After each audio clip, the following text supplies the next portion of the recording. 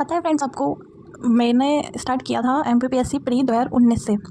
19 के टाइम पे मैं कोविड आ गया था जब मैं गई थी इंदौर पढ़ाई करने के लिए। फिर उसके बाद में मैं 3 महीने के बाद में वापस आ गई थी कोविड के कारण। फिर घर पे फिर 19 का प्री मेरा नहीं निकला। फिर 20 का प्री घर से दिया, वो भी नहीं निकला। 21 का प्री वो भी नहीं निकला। मैंने 3 प्री दे लिए पर मेरे प्री नहीं निकल रहा है। अब मैं सोचती हूँ कई बार कि मैं एमपीपीएससी को छोड़ के दूसरे एग्ज़ाम की तैयारी करूँ, और ऑनेस्टली मैं कर भी रही हूँ। मैं वर्क 2 की तैयारी कर रही हूँ, जो टीचिंग एग्ज़ाम है, जो मैंने 12th के बाद में डीएड किया था। तो मैंने सोचा था कि अपना कुछ नहीं हो पाएगा तो अपन टीचर तो बन ही जाएंगे। पर आज वो टीचर की जॉब भी इतनी मुश्किल हो रही है कि जब मैंने 18 में वो एग्ज़ाम दिया तो मेरा ग्रेजुएशन नहीं हुआ था। उस टाइम उतनी अच्छी पढ़ाई नहीं हुई तो मेरे मार्क्स थोड़े कम रह गए, 5-6 मार्क्स। उसके बाद में वो वैकेंसी आ रही है। अब जो वैकेंसी आ रही है तो वो वैकेंसी और ये जो एमपीपीएससी प्री अब जो होने वाला है वो दोनों आपस में क्लैश कर रहे हैं, मतलब आसपास आएंगे। तो अब मैं थोड़ा कन्फ्यूज़ हूँ। एक तरफ तो मेरे मन में आता है कि यार बहुत टाइम हो गया पढ़ते पढ़ते, तो जॉब चाहिए।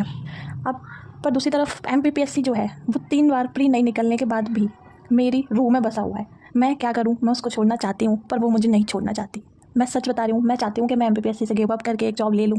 पर अभी भी आप देखिए, एग्ज़ाम है मेरा वर्ग 2 का, जिसमें मुझे आना है सिर्फ, आना क्या है उसमें, मैथ 100 नंबर का। मैं मैथ पढ़ रही हूँ अभी भी। मुझे लग रहा था शायद अक्टूबर में एग्जाम होगा पर नहीं हुआ। अब होंगे एमपी में इलेक्शन, कोड ऑफ कंडक्ट लग जाएगी, इलेक्शन होंगे तो शायद अब एग्जाम अक्टूबर नवंबर में नहीं होगा। एग्जाम हो गया डिले। अब मेरे मन में ख्याल जागृत हो रहा है एमपीपीएससी को लेकर। एमपीपीएससी को लेकर मेरे मन में जो ख्याल है वो ये है कि अब मैं सोच रही हूँ कि ये वाला एग्जाम तो लेट होगा तो मैं एमपीपीएससी का प्री का पढ़ लूँ। वो मेरे अंदर से आ रहा है। मैं बहुत बार सोचती हूँ कि यार इसको छोड़ दूँ पर मैं नहीं छोड़ पा रही हूँ उसको। अब मैं कई बार ये सोचती हूँ कि अगर मैंने प्री का एग्ज़ाम का भी साथ में पढ़ा तो मैं जो वर्ग 2 के एग्ज़ाम की इतने टाइम से तैयारी कर रही हूँ, एमपीपीएससी के लिए मेरा जो डेडिकेशन है वो कभी भी कम नहीं होता। मैं हमेशा प्री के लिए बहुत पढ़ती हूँ पर मेरा प्री नहीं निकल पाता। शायद मेरी मेहनत में कोई कमी रह ही रही होगी जब मेरा प्री नहीं निकल रहा है, पर मैं उस पर गिव अप नहीं कर पा रही हूँ। और मैं उस पर गिव अप जब तक नहीं कर पाऊँगी जब तक कि मेरे अंदर से आवाज़ नहीं आ जाएगी कि मैं ये एमपीपीएससी नहीं निकाल पाऊँगी और मैं ये एग्ज़ाम क्लियर नहीं कर पाऊँगी। मेरे मन से भी ये आता है कि ये एग्ज़ाम मैं निकाल लूँगी, इस बार नहीं तो अगली बार नहीं तो अगली बार, पर ये एग्ज़ाम मैं निकालूंगी। इसलिए मैं इस पर गिव अप नहीं करती हूँ। मेरे 3 प्री नहीं निकले पर फिर भी मैं गिव अप नहीं कर पा रही हूँ। मैं बहुत बार सोचती भी हूँ कि मैं गिव अप कर दूँ अब। और फिर जब भी मेरे मन में मैं डिमोटिवेट होती हूँ, मेरे मन में ऐसे ख्याल आते हैं। तो एक सर हैं मयंक तिवारी सर, जिनका प्री शायद 4 या फिर 5, मुझे एग्जैक्ट याद नहीं है, तो इस पर कॉन्ट्रोवर्सी मत करना, 4 या 5, बट प्री नहीं निकला था। तो उसके बाद में उनका जब प्री निकला तो उनका फाइनल वो डीएसपी बने थे। तो ना मेरे मन में कैसे ख्याल आते हैं कि शायद जब भी मतलब मेरा प्री निकलेगा तो मेरा भी फाइनल सिलेक्शन हो जाएगा। ऐसे टाइप के ख्याल मेरे मन में आते हैं कि मतलब मोटिवेट होने के लिए मैं उनके बारे में भी सोच लेती हूँ। पर अंदर से डिमोटिवेशन भी फील हो रहा है कि एग्ज़ाम नहीं निकला तो मैं क्या करूँगी। 3 बार प्री दे चुकी हूँ, एग्ज़ाम नहीं निकल रहा। 19 का दिया, 20 का दिया, 21 का दिया, 22 का दिया, पर एग्ज़ाम नहीं निकल रहा है। अब मैं इतना सब मतलब पिछला जो प्री था जो भी रिसेंट में जब हुआ था, रिसेंट में नहीं मतलब एक जो प्रीवियस प्री था उसमें मैंने नहीं पढ़ा था प्री का, क्योंकि उस टाइम पे मेरा एक व्यापम का भी एग्जाम था तो मैंने उस टाइम नहीं पढ़ा। पर वो व्यापम का एग्जाम भी मेरा उतना अच्छा नहीं गया।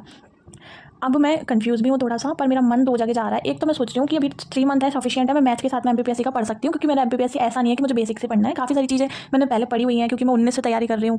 और फिर उसके साथ में मेरे मन में ये भी ख्याल आता है कि अगर मैंने दोबारा से एमपीपीएससी को पकड़ लिया तो ऐसा ना हो कि मेरा आने वाला जो एग्जाम है जिसमें सिर्फ मैथ 100 नंबर का वो बिगड़ जाए। तो इन सब चीज़ों के साथ में मैं डील करते हुए, कन्फ्यूज़ होते हुए, पर मेरे अंदर की आवाज़ को मतलब जो मेरे अंदर से आ रहा है, जो एमपीपीएससी के लिए मेरे अंदर से आत्मा जो है मेरी कहा जाए तो वो उसी के लिए भटकती रहती है। तो मैं वो करना चाहती हूँ। तो मैंने ये डिसाइड किया है कि मैं तो एमपीपीएससी का पढ़ूंगी, मैथ्स के साथ में थोड़ी और मेहनत कर लेंगे। भगवान ने जो लिखा है वो तो होना ही है। अगर हो सकता है कि इस वाले प्री में मेरा हो जाए, हो सकता है ना भी हो, पर मैंने सोचा है कि मैं थोड़ी और मेहनत कर लूँगी, शायद मेरा हो जाए। क्योंकि अभी तो आपको मतलब कि आप, मेरा रूटीन ऐसा है कि मुझे और ज़्यादा कोई काम नहीं है, ना ही मैं पार्ट टाइम कोई जॉब कर रही हूँ, ना ही मैं मैरिड हूँ। तो मैं बहुत सारा टाइम जो है पढ़ाई के लिए निकाल सकती हूँ, निकालती भी हूँ।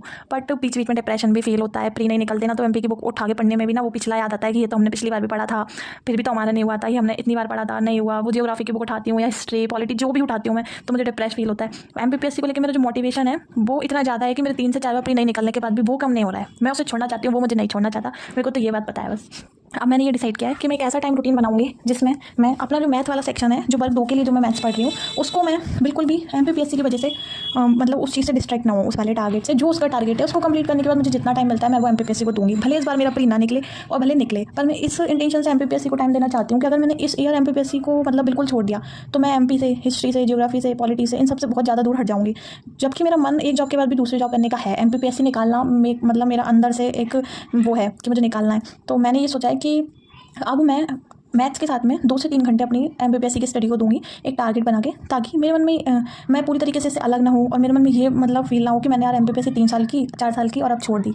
और जैसा कि मैं आपसे बोल रही हूँ कि मेरे मन में ना 3-4 कुछ लोग ऐसे हैं जो मतलब सक्सेसफुल हुए हैं और जिनका प्री नहीं निकल रहा था, तो मैं उनको देख के, उनकी वीडियो देख के मोटिवेट हो जाती हूँ और कभी कभी ये भी सोचती हूँ कि शायद कोई आगे जाके बच्चा अगर मेरे से मोटिवेट हो पर अब मैंने फाइनली ये डिसाइड किया है कि मैं ये भी करूँगी और वो भी करूँगी। ये मैं MPPSC जो मैं कर रही हूँ वो मैं इस बार इसलिए नहीं करूँगी कि मैं एग्ज़ाम मेरा निकले, बाकी भगवान को, प्रभु को जो करना है वो तो उसको करना ही है, उसमें किसी की रोक नहीं हो सकती। और आप कितना ही कर लो, उसको आपको देना है तो आपको देगा, उसको आपको नहीं देना है तो आपको नहीं देगा। I believe in God. अभी से नहीं कर रही हूँ मैं ये बिलीव, मैं कर रही हूँ ये बिलीव जब मैं व्यापम का एग्ज़ाम देकर आई थी। वो एग्ज़ाम मेरा बिल्कुल अच्छा नहीं गया, मतलब बिल्कुल अच्छा तो नहीं कहेंगे, अच्छा तो गया पर एग्ज़ाम निकले उतना अच्छा नहीं गया। तो उस टाइम पे मैंने 100% दिया था अपना, 100 मतलब 100% दिया था। फिर उसके बाद मुझे ये समझ आया कि आपको 100% देने के साथ साथ आपने 100% दे दिया, आप उसके अलावा जो बचा है वो बचा है कि आप थोड़ा बहुत जो है आपकी थोड़ी बहुत कसर रह रही है, आपकी किस्मत में नहीं है अभी लगना, जो होना है वो जब मिलना है आपको वो जब भी मिलेगा। एक शायद मैंने एक मोटिवेशनल कोट्स भी काफ़ी सारे पढ़े हैं, उसमें मैंने एक पढ़ा था जो कि बहुत ही अच्छा लगा था मुझे, कि आप ना ज़्यादा लेट हो और ना ज़्यादा पहले हो, आप ऑन टाइम हो, आपको जो मिल रहा है वो ऑन टाइम मिल रहा है। आप किसी से भी आपको कंपेयर मत करो। जब सन है तो वो सुबह निकलता है, मून है वो रात में, तो उसका कोई वो नहीं है, कंपैरिजन नहीं है कि कौन पहले कौन बाद में। हर किसी की अपनी अपनी वैल्यू होती है। तो कुछ चीज़ होती है जो मुझे अंदर से मोटिवेट करती हैं। तो मैं इस बार MPPSC को 3 से 4 घंटे दूंगी अपने प्री तक, ताकि मैं MPPSC भले मेरा एग्जाम निकले और ना निकले वो मतलब भगवान की वो है, पर मैं ये सोच लूँगी कि मैं इससे दूर नहीं हटना चाहती, ये इसको मैं अपने पास रखना चाहती हूँ, ताकि आगे कभी भी नेक्स्ट ईयर मुझे जब इसको फाइट करना होगा 100% देके तो मैं इससे पूरा ना हटूँ। तो बस मैंने यही सोचा है और मेरी जर्नी है। मेरे चैनल पे कुछ चैलेंजेस डले हुए हैं जो कि सुबह मॉर्निंग में जल्दी उठने वाले और मतलब सनराइज़ होने के पहले उठने वाले कुछ चैलेंज डले हुए हैं जो कि मैं अपनी लाइफ में कभी पूरे नहीं कर पा रही थी। पर अभी कुछ दिनों से, मतलब 7 दिन से मैं सूरज के उगने से पहले उठ जाती हूँ और छत पे जाके बैठ जाती हूँ। मैं सूरज को उगता हुआ देखती हूँ। मतलब ये मैंने बस सुना था, बहुत लोग बोलते थे, बहुत लोग बोलते हैं कि सूरज को उगते हुए देख रहे हो आप, मतलब आप अपनी लाइफ में कभी पीछे नहीं रहोगे। अगर आप सो रहे हो, सूरज उग गया और आप सो रहे हो, तो आप अपनी लाइफ में बहुत लोगों से पीछे हो। तो कुछ चीज़ें थी जो मतलब सुनने में बहुत अच्छी लगती थी मुझे कि अरे ऐसा ऐसा होता है तो कितना अच्छा लगता है। वो लोग बोलते थे हाँ सूरज को उगते हुए देखते हो तो इतना अच्छा फील होता है। पर वो फील मैं 7 दिन से ले रही हूँ, मुझे बहुत मोटिवेट फील हो रहा है। अब नेक्स्ट जो चीज़ें हैं वो बस यही है कि आप में से जो भी MPPSC एस्पिरेंट है या फिर MPTET वर्ग 2 की तैयारी कर रहे हैं वो लोग हमारे चैनल से जुड़ सकते हैं। और मेरी जर्नी में और आपकी जर्नी, अगर आप भी सेम तैयारी कर रहे हैं तो मेरी जर्नी और आपकी जर्नी सेम ही है। और आप चैनल से जुड़े रहिए और न्यू अपडेट देखिए, मोटिवेट होइए। और मैं खुद को भी मोटिवेट रख रही हूँ। मोटिवेट होना बहुत ज़रूरी है क्योंकि हर तीसरे दिन लगता है कि हमसे नहीं होएगा, हम नहीं कर पाएंगे, अभी हमारे बस का नहीं है, क्या पता हमारी जॉब लगी, क्या पता हमारी जॉब नहीं लगी। ऐसे मन में ख्याल आते हैं, इतना पढ़ रहे हैं, क्या पता लगेगी कि नहीं लगेगी, ऐसा भी होता है। पर सब कुछ भगवान के ऊपर छोड़ देना चाहिए। आप बस अपना 100% दो, आप अपना 100% दोगे पूरे दिन में, उसके बाद में जो आपको मिलना है वो बेस्ट ही होगा। अगर आपको नहीं भी मिल रहा है ना तो उसमें भी बेस्ट ही होगा, वो आपको भगवान को देना ही नहीं होगा क्योंकि वो आपके लिए अच्छा नहीं होगा। जो आपको नहीं मिल रहा, चाहे वो पर्सन हो, चाहे वो थिंग हो, या फिर आपका कोई टारगेट हो, या फिर आपकी कोई ड्रीम जॉब हो, या आपका ड्रीम हाउस हो, या फिर कोई ड्रीम गर्ल या ड्रीम बॉय, कुछ भी हो, पर अगर आपको वो नहीं मिल रहा है तो आप ये समझ लो कि ये आपके लिए अच्छा नहीं होगा, इसलिए भगवान ने आपको इसको नहीं दिया। तो बस उसको, जो भगवान की मर्जी है उसको एक्सेप्ट कर लो और लाइफ में अपना काम करते रहो। जो आपको मिलेगा वो आपके लिए बेस्ट होगा। आप किसी से आगे नहीं हो, आप किसी से पीछे नहीं हो, आप ऑन टाइम हो। इस चीज़ को हमेशा याद रखो। बस इतना ही कहना था मुझे। और चैनल पर बने रहिएगा और न्यू अपडेट देखिएगा, चैलेंजेस में पार्ट कीजिएगा।